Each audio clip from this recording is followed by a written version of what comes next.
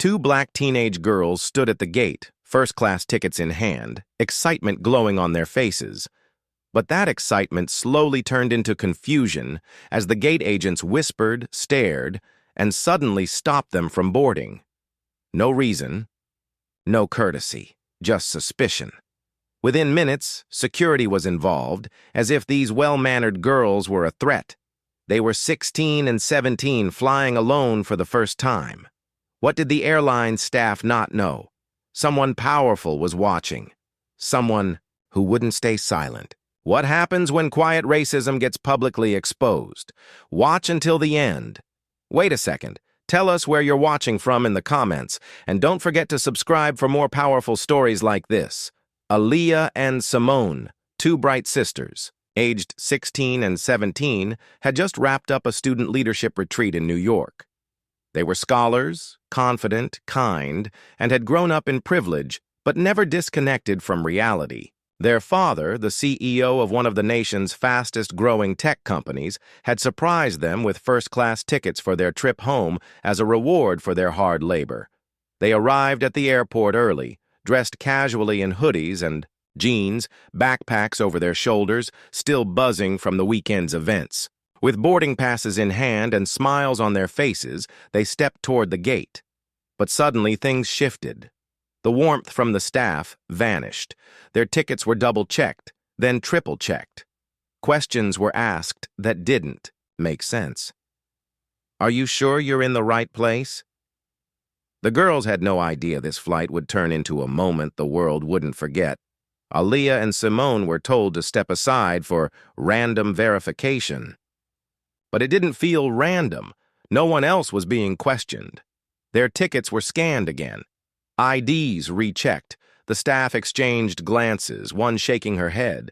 A supervisor was called over, then whispered something to security. Passengers stared as the girls stood silently near the wall, trying not to show their growing discomfort. One staff member asked, "Who bought these tickets for you?" Another, barely hiding her skepticism, said, "This section's for first class only." The girls stayed polite, showing their credentials once again, even offering emergency contact. Details. But it was as if no answer would be enough. Minutes later, two security guards arrived. Calm but firm, they began going through the girls' backpacks, right there in public. Their belongings were treated with suspicion, their presence questioned without cause. A voice in the crowd asked why no one else was being checked. Phones started recording. Yet the staff continued. Business as usual. What they didn't realize was that someone had already noticed. Their father had arrived from a nearby business lounge, watching the entire scene unfold from a distance. He was used to backdoor meetings and boardrooms, but not this. Not his daughters being humiliated in front of strangers. And when he stepped forward, he wasn't just a dad. He was the man who signed their paychecks. He walked straight through the crowd, every step slow and deliberate. The gate agents froze. One recognized him instantly. Her face turned pale.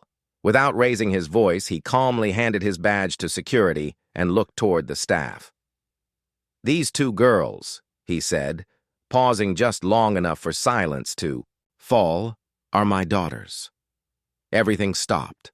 No more whispers, no more scanning, just awkward silence and scrambling apologies. He didn't yell, he didn't need to. His presence alone made it clear. This wasn't just a mistake. It was racial profiling, plain and public. The same people who tried to block his daughter's future just realized who they'd been trying to keep out. And now, the spotlight was on them. Aaliyah and Simone were escorted to their seats, not by staff, but by their father. He didn't say much, but his disappointment lingered in the air like a warning. Later that week, 2 employees were suspended, and the airline released a statement on reviewing internal policies. But for the girls, it wasn't just about one flight. It was about the lesson they had lived through. That success doesn't shield you from suspicion, not when your skin looks like theirs. And for those watching the video that went viral, the question echoed louder than ever. What if their father hadn't shown up? How many black teens get blocked from doors meant to open simply because of who they are? What country and city are you watching from? Tell us in the comments. Take care.